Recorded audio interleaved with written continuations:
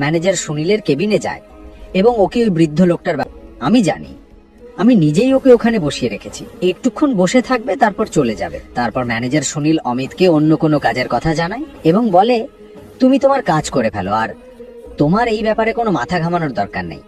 এখন অমিত অন্য কাজে লেগে পড়ে এবং ধীরে ধীরে সেই বৃদ্ধ লোকটা সেখানে বসে প্রায় 1 ঘন্টা হয়ে গেল।